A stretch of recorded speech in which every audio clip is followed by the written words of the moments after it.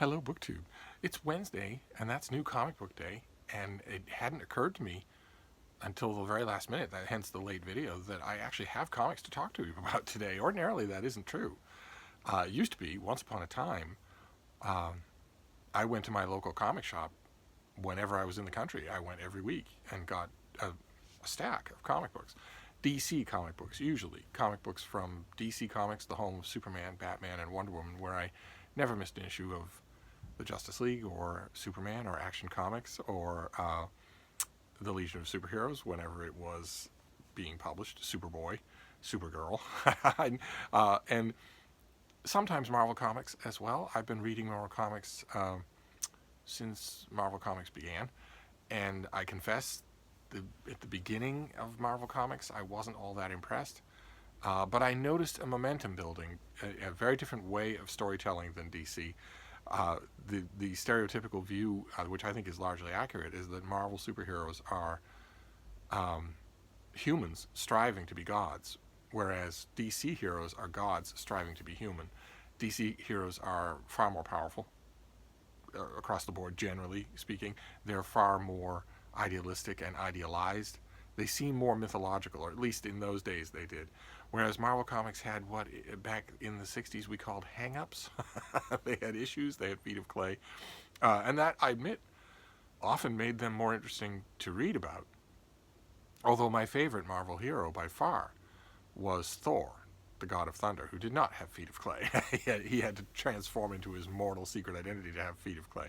It was Stan Lee, it was his stroke of genius to have a Norse mythology god as a superhero. That was just a stroke of genius. And I followed Thor religiously, no pun intended, because Stan Lee, I think, grew into the character in a way that he didn't really do in many other of his characters, except maybe Spider-Man. And certainly the artwork improved. Certainly it did. For a long time, the artwork on Thor was drawn by a very bad sea-level hack who just happened to be Stan Lee's brother. So it was a fairly easy job. But when Jack Kirby started hitting his stride as the artist on Thor, it became incredible. Just incredible. Just issue after issue after issue that were just amazing. I couldn't get enough of it. And Thor's had a long run, and I have been around for most of it. Jack Kirby and Stan Lee did great work for a long time. Then the artwork chores passed to John Buscema, and he also did great work for a very long time. There were dark periods, of course, there always will be, where the writer and artist just don't mesh, or where the art isn't particularly good, or where the stories seem weak. And there are also high points. If a title lasts long enough, there'll be high points. And one of the greatest high points of Thor in the history of the comic book was Walt Simonson, who had been a favorite artist of mine for a long time in Marvel and DC and elsewhere. He was given reign to write and draw Thor, and he did so for dozens of issues, and they are widely regarded as one of the greatest high points of the character. It's an amazing run on Thor, back when a particular creative team could have a run on a character where the writer would stay issue after issue, the artist would stay issue after issue. They would grow in simpatico, they would grow in their creative union until they were producing masterpieces. You don't typically get masterpieces in superhero comic books unless they're part of a run. They usually are the end product of that kind of growing synergy between the artist and the writer. And in the current climate for Marvel and DC, you don't have runs like that, almost never. And the result is that you don't have much of a reason to draw Steve into the comic shop. What would I have? What would I have to draw me into the comic shop now? I'm not even talking about Marvel Comics, because I don't understand anything of what's going on in Marvel Comics. But even my beloved DC Comics, you would think the one place where I could certainly go would be Superman, my favorite superhero, the character that I've been reading longer than any other. You would think that would certainly be the place that I could go. But what am I supposed to do with Superman when he's the plaything of writers, when the brass at DC, the upper executives at DC Comics, tell writers, you can do anything you want. Like, we don't care at all. Just, you can do anything you want. So you want to say that Superman's father, Jor-El, the character who is famous for warning the heedless Kryptonians that their planet was about to blow up, you can say that he survived the planet and is some kind of creepy supervillain? Yeah, sure. Why not? You can make the editorial decision to have Superman and Lois Lane have a child. And he can be a little boy named John. And you can have a great artist and writer team, a pair that are having a great run, and they can tell stories about a family in which the parents just happen to be Clark Kent and Lois Lane, and everything's going just fine. And then the executives say, "No, we want to change that. We want Superman's father, who survives the death of Krypton, to take the boy away on adventures in space, and he'll take Lois Lane for good measure." And Superman won't object much, and he'll lose track of them, and he'll have all sorts of solo adventures, because the writer kind of wants to do that. He kind of wants to write Superman adventures without Lois Lane and a son involved. And then they'll come back, and the son will suddenly be a teenager. And all of this greenlit by editorial nabobs at the top of the food chain who just don't care about the kind of continuity that brings in fans like me, or don't know anything about it. But one way or another, it typically means that on a given week, the floppy individual issues of comic books, there'll be nothing that will appeal to me. The long list of things that I've read and loved, the Fantastic Four, in all of its incarnations, the Avengers, in all of their incarnations, Thor, Superman, Batman, Wonder Woman, the Justice League, the Justice Society, all of these things. Nothing there at all to go in for. But I do go into the comic shops fairly regularly for reprint volumes. In Marvel and DC have realized that all of their steadfast fans are older and probably have a bit of disposable income. They're not kids anymore. So they can start to package reprint volumes, sometimes ornately.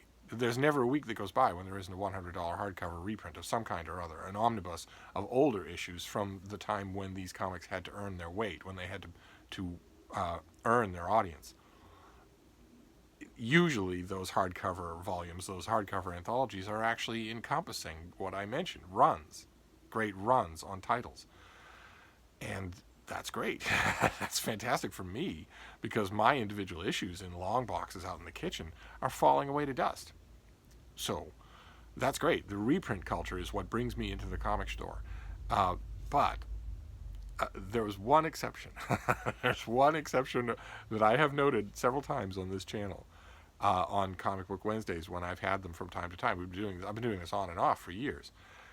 I complained for years that one of DC's greatest titles and one of its most beloved by its hardcore fans, the Legion of Superheroes, a team of superpowered teenagers 1,000 years in the future, didn't have a comic of its own. And that is a very rare thing. It's very rare in DC history that there's a time when the Legion is not appearing in a comic of its own somewhere, even as a backup feature. And that it was wrong, because the Legion is a great idea, and the Legion fans will buy it. The Legion fans will make it a success if you do it. And I think probably in plenty of Comic Book Wednesdays, I called for such a comic, and let that be a lesson to you. Be careful what you wish for. You may get it, as Lieutenant Uhura says. Because recently DC Comics did relaunch the Legion of Superheroes, and unfortunately, just like with Superman and a bunch of their other characters, the executives at DC Comics simply took the whole concept and handed it to a superstar writer, Brian Michael Bendis. And instead of telling him, hey, why don't you come in for a meeting and pitch some of your ideas, they just said, you can do whatever you want. Just change it any way you want. We don't care at all. It's a comic book, for Pete's sake. Who cares about comic books? You can change it any way you want. Make any alterations, no matter how basic they are. And he did. So I got the Legion of Superheroes comic that I was waiting for. And it's totally different than the Legion of Superhero comics that I would have wanted. But nevertheless, I have decided that I will keep getting it. It's written by Brian Michael Bendis, and it's drawn by Ryan Sook, but that is not going to stay true. Brian Michael Bendis never stays on anything. He is a superstar, I guess. He packs in lines at the conventions, but he's a butterfly.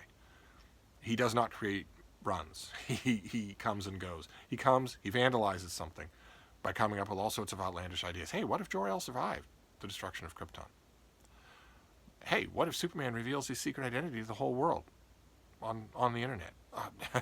Hey, and so on and so forth down the line. He creates those things. He makes these bombs in his basement. Then he throws them into properties that he doesn't own, that he's caretaking, that he didn't create, and just leaves. And later writers have to deal with his mess. And Ryan Sook is a terrific artist. He's absolutely fantastic, but he's the same way.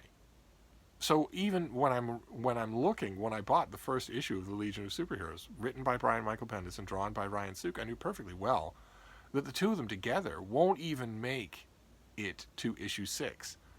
Issue 6 or thereabouts is when the dramatic beat can close sufficiently for it to be made into a graphic novel and sold to libraries and resold to fans who bought all the original issues and are just going to buy the whole thing all over again. DC and Marvel Comics now freight their weekly comics for graphic novel sales down the line.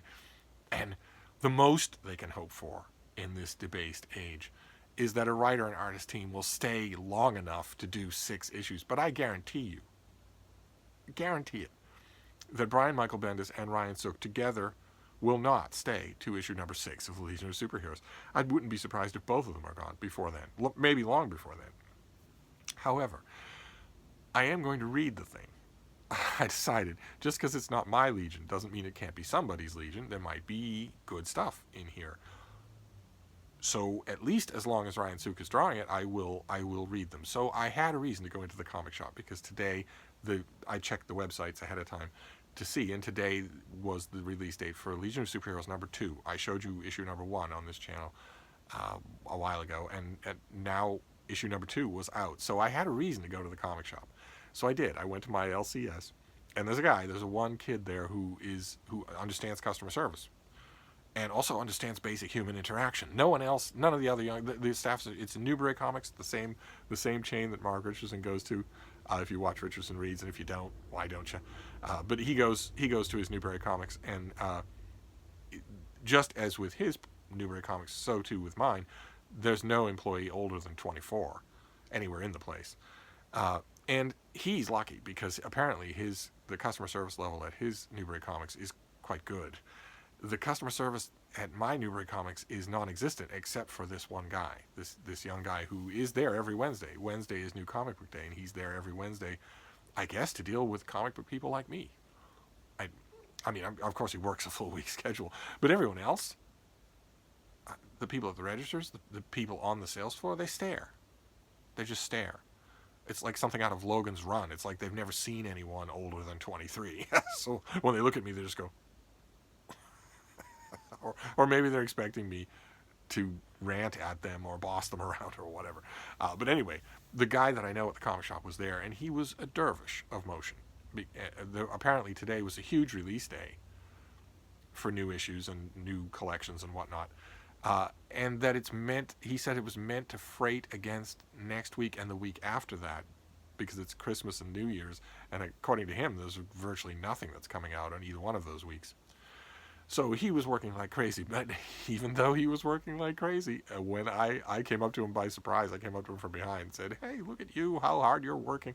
And he said, "Hey, how are you?" And without even looking at me, he reached out and grabbed a copy of Legion of Superheroes number 2 so that when he turned around to say hi, he could just hand it to me because he knew what I wanted. So I got that. And I love DC Comics, and I'm not all that crazy about Marvel Comics. You might think, okay, well, of course you went in for a DC comic, and yet I walked out with more Marvel Comics than DC Comics. Because Marvel Comics has a thing that they're doing. And don't worry, this isn't all going to be my bulbous nose. I am going to show you lots and lots of visual props. Marvel Comics has a thing that they're doing called True Believers, which are $1 reprints of older issues from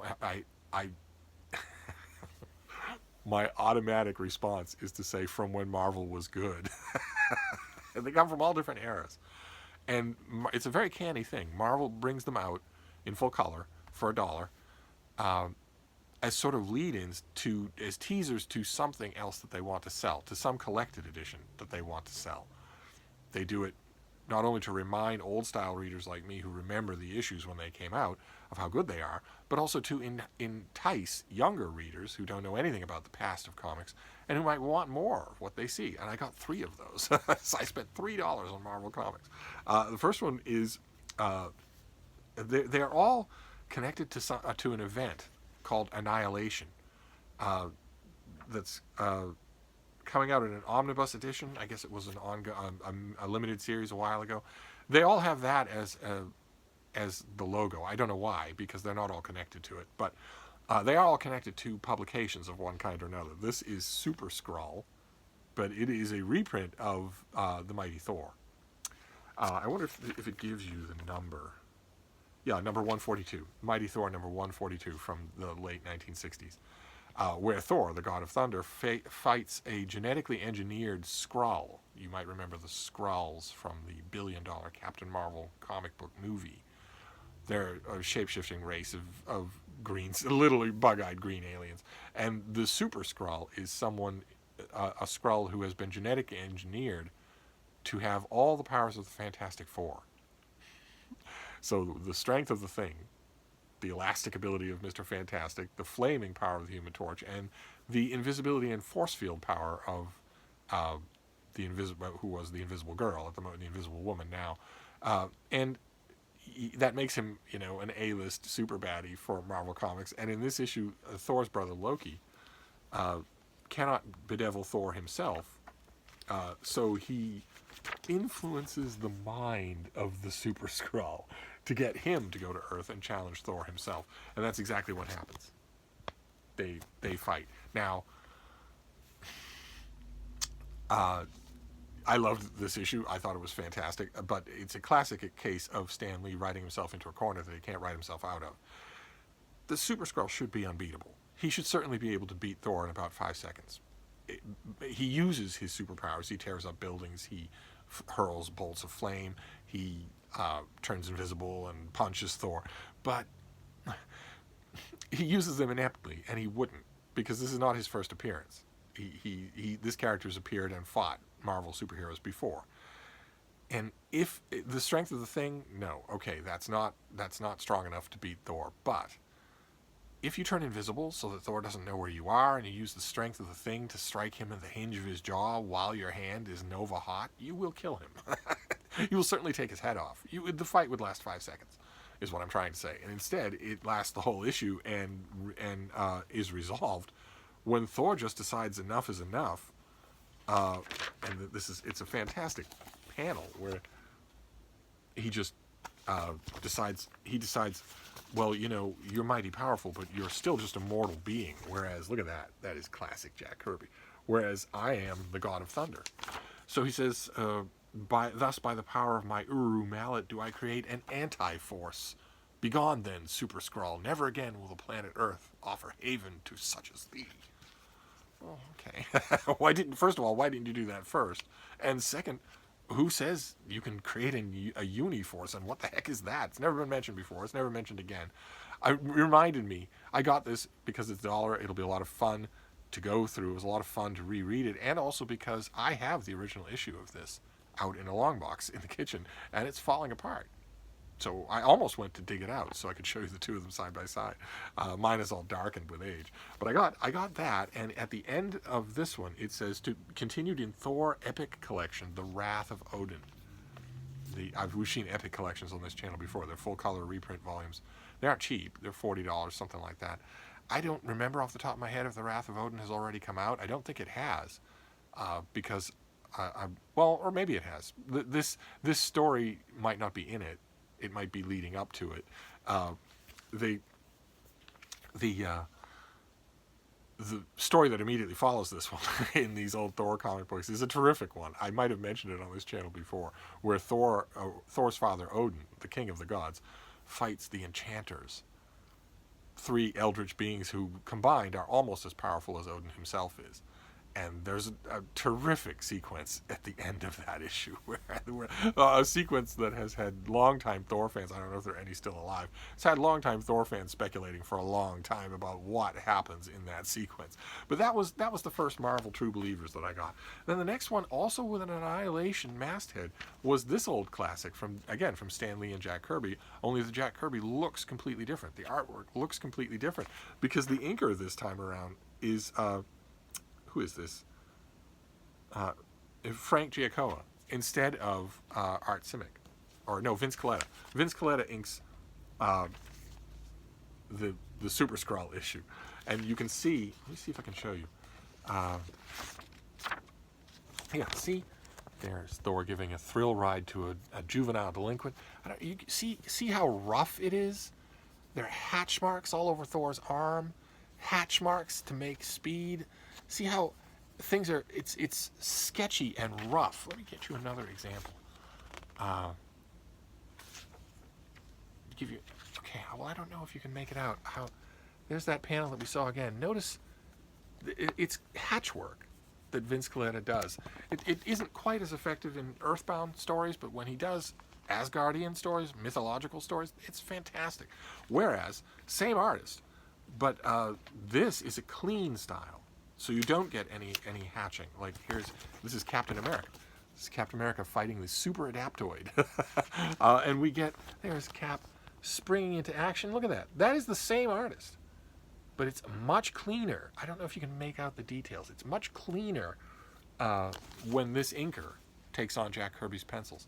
And this thing also is continued in an Epic collection, Captain America Lives Again, which I know is out. That one I know is out. So.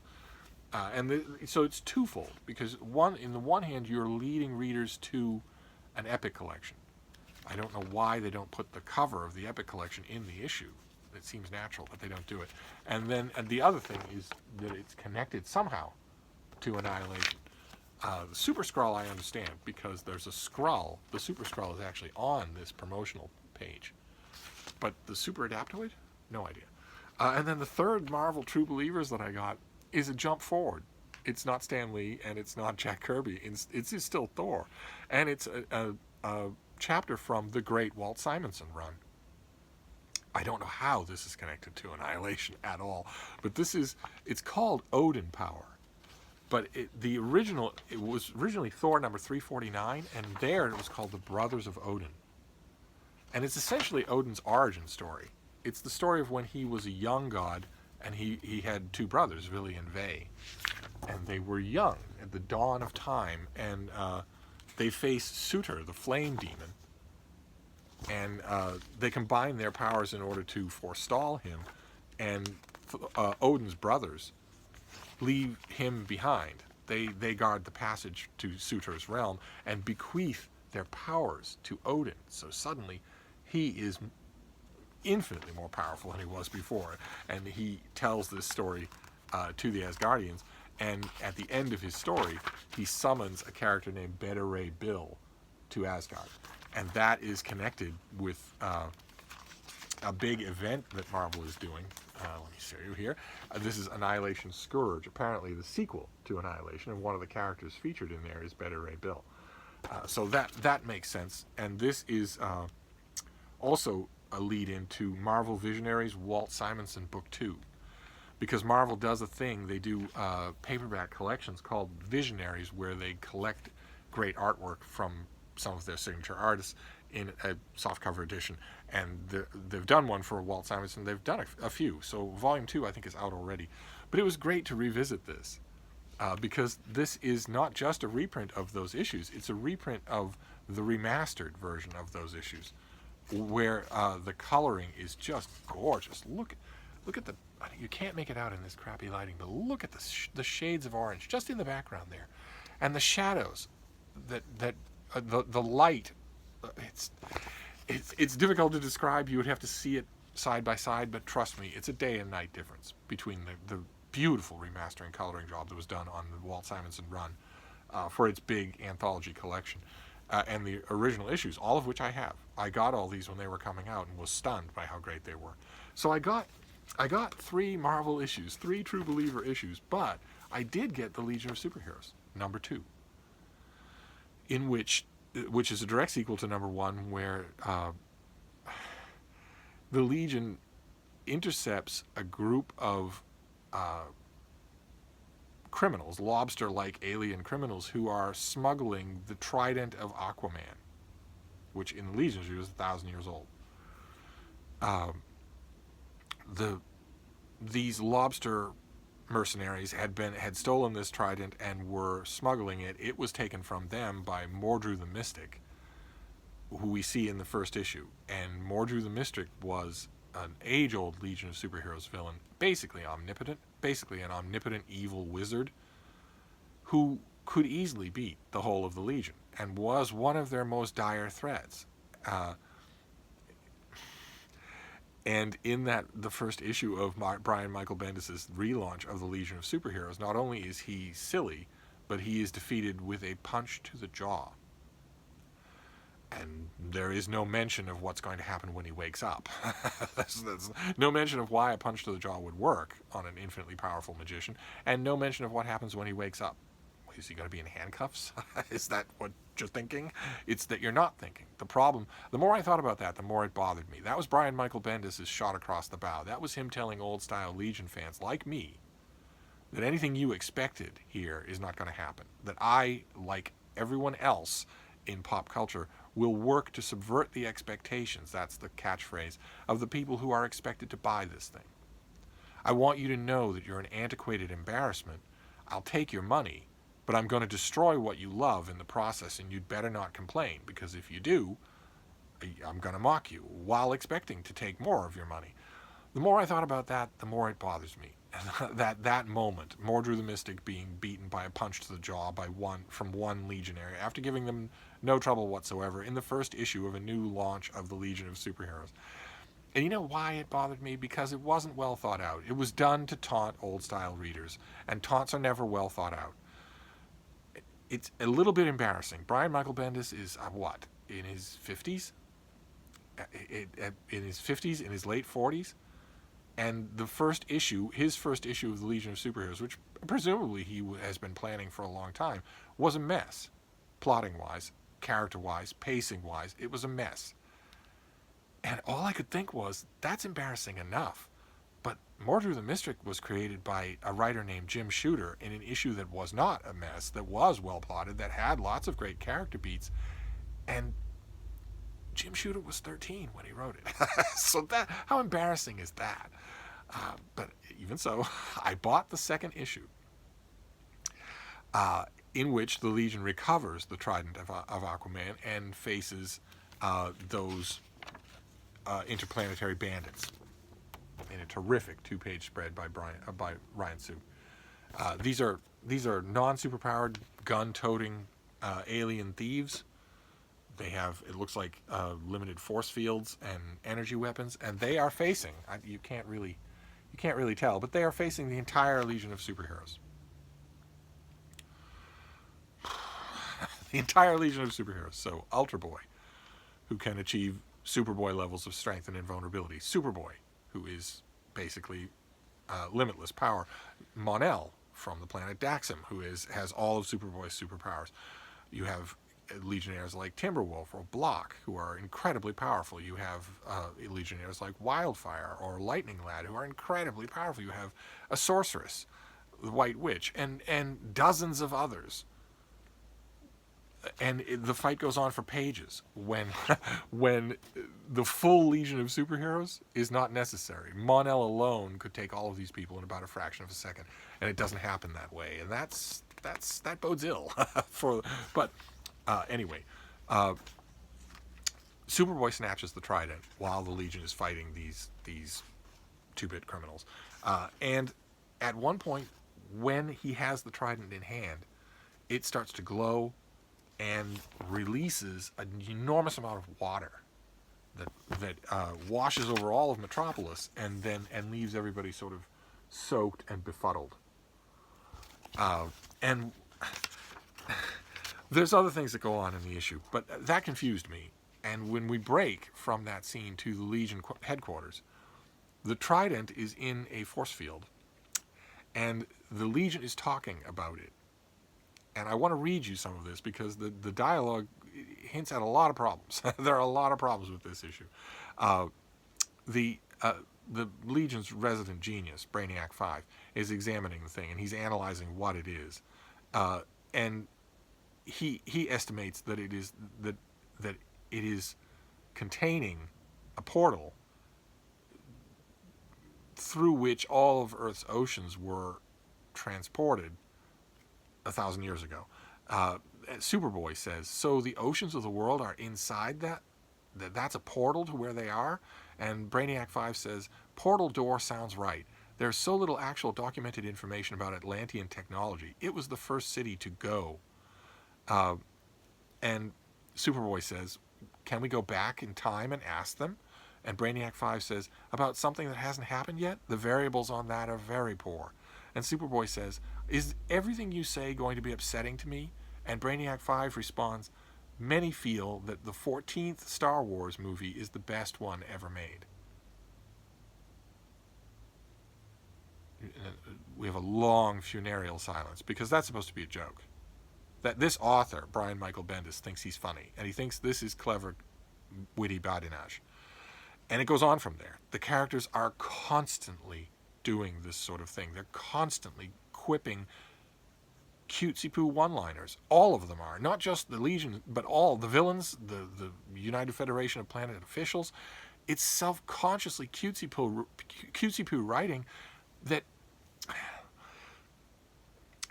it makes me think that Brian Michael Bendis is really just thinking about Brian Michael Bendis. He's not really crafting a story here at all. Another one of the reasons why I might think that is that panel that I showed you. The rest of the issue is the Legion talking. But that panel that I showed you, the trident of Aquaman glows in Superboy's hand, releases a gush of water, and the next time we see it, the water has subsided suddenly, and it is in a containment field at Legion headquarters with Brainiac 5 describing that it is a portal to Earth's oceans, which have been transported somewhere else and exist through this portal. Okay, great. What happened in that scene then? It was very beautifully drawn by Ryan Sook, but what happened? First of all, what happened to all of the bad guys? When the water recedes, the Legion are all standing around sopping wet, and later on they're complaining about they don't like the taste of salt water. But what happened to the villains? Did they all drown? Are they dead? Are there dead bodies all over the place? And more importantly, what happened in that moment? I know this is going to seem nitpicky, but comic book fans won't think it's nitpicky. At least I don't. What happened in that moment? It's a simple question. The Earth's oceans contain 340 quadrillion gallons of water. 340 quadrillion gallons of water. So if Earth's oceans were released in that moment that I showed you, then everyone who needs to breathe air would have died. And the whole of this artificial planet Earth, which is a selection of modules floating in space, there's no planet anymore, would all have been destroyed, easily destroyed. The weight alone would have crushed everything. But that doesn't happen. So did only some of the waters of Earth pop out of that portal when the trident glowed? And why did it glow? And if so, why did only some of it pop out? And if so, when did it stop? And why did it stop? And what caused it to happen? I will continue to read the Legion of Superheroes, especially since it wasn't all bad. There's a sequence. That is Ultra Boy. Ultra Boy for some reason has brown skin now. I don't have any idea why. I don't have any idea why Cosmic Boy, who's from the planet Brawl, is Oriental. I have no idea why that is. No idea why the races have been swapped on a number of these characters, but one way or another, there's a scene where Ultra Boy talks about his past. He talks about his father and growing up on his hard luck planet, and it is fairly well done. I liked that, and I also like the fact that Brian Michael Bendis is using, or maybe it's Ryan Sook, is using iconic imagery here. It's tweaked and twisted here and there, but these are iconic Legionaries. These are it's an iconic team iteration. So there's enough to keep me going for the next issue. I will keep going at least until these two superstars wander off into the darkness, which they will certainly do very soon. But those were the comics that I got on Comic Book Wednesday. But I did get two other things. This is going to be a long video, but that's okay. The first thing that I got was a magazine. I don't understand why this is made. I have no idea. This is IDW, and they have the rights to Star Trek, I guess, and they did a big magazine reprint of the comic book adaptation of the first Star Trek movie, which is written by Marv Wolfman, I think. Yes, and it's drawn by Dave Cockrum and Klaus Janson. Dave Cockrum went on to fame as the original artist for the all-new, all-different X-Men, and Klaus Janson went on to fame for inking most of the iconic work of Frank Miller, including Dark Knight Returns.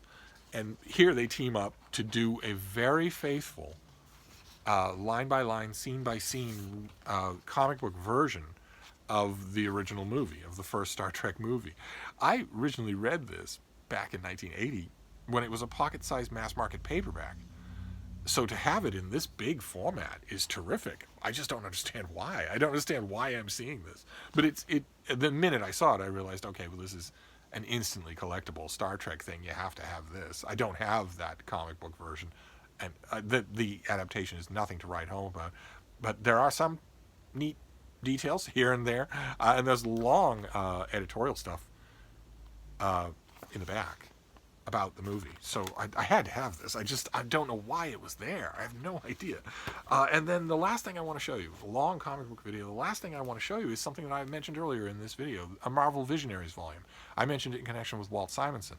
But this is a Marvel Visionaries volume of John Romita Jr., the son of John Romita Sr., the artist who gave us the classic visual interpretation of Spider-Man. And John Romita Jr. went into the comic book drawing field just like his father, and is a terrific artist. And this is a great Visionaries volume, not only because it shows us his progression, because we get one of his earliest Marvel Comics. Look at that! One of his earliest forays into Marvel Comics when he wasn't all that good, but also because the editors of this volume decided to pick some classic issues. It made me realize while I was reading this how many classic Marvel moments John Romita Jr. has drawn in a 40-year career. There's the whole issue of the classic issue of Iron Man Demon in a Bottle, where we realize that Tony Stark is an alcoholic. There's a terrific two-part issue where Spider-Man fights the Juggernaut in Manhattan. And the Juggernaut, of course, cannot be beaten. He is Hulk class strength. Spider-Man can't even slow him down. But at one point, Spider-Man drives a tank truck of gasoline straight at him, thinking, he'll dodge out of the way and I'll have a little breather. He says he actually thinks he can survive a direct hit from this thing. And Juggernaut says, "This won't hurt me. Nothing can." And John Romita Jr. gives it his all. Look at that composition. This won't hurt me. Nothing can. And the characters are stunned by the violence of the explosion. They don't believe that anything can survive, but of course Juggernaut does. And he appears in the next issue, which is directly connected to that one, where he gets into a barroom brawl with Colossus from the X-Men and beats the stuffing out of him. And Wolverine wants that to happen because he thinks that it'll help to distract Colossus from breaking up with Kitty Pryde. But there's also the first issue of Starbrand, which was a new hero in a new universe that Jim Shooter helped to create. And there's the Punisher. There's also the first two issues of Daredevil Man Without Fear, which was a terrific retelling of Daredevil's origin story. Just next level artwork from John Romita Jr. And also there's an X-Men issue. There's a Hulk two-parter where he fights the Abomination that I have not read. So the classic, the best case scenario for a Visionaries volume is that there'll be something in there I didn't encounter that I get to experience new, and that is that. But I was surprised. They also included the issue, famous issue where Spider-Man reacts to 9/11, where the normal continuity, the normal run of John Romita Jr. was drawing Spider-Man at the time, and the writers and artists and editors interrupted the run for an issue where Spider-Man is there on 9/11 at Ground Zero, helping with the cleanup and dealing with the firefighters and whatnot. And it's a strange issue, it's an angry issue, and it's in here, and that's terrific because it's also really good artwork. This very pleased with this Visionaries volume, especially since a lot of the issues in there I would not get a big volume that they were in. I'm not interested in Iron Man. I would never get that issue on my own, for instance. I'm not interested in the Hulk. I would never get those issues on my own. So it's nice to have them here because I wouldn't hunt them out otherwise. But anyway, 40 minutes long. Good Lord. All right. Well, sorry, book two. That was my Comic Book Wednesday. We'll see if there's anything for the next 2 weeks. You might have to parcel this out over that time. But I'm going to wrap up for now. God help us. But I will see you soon. Thank you, book two.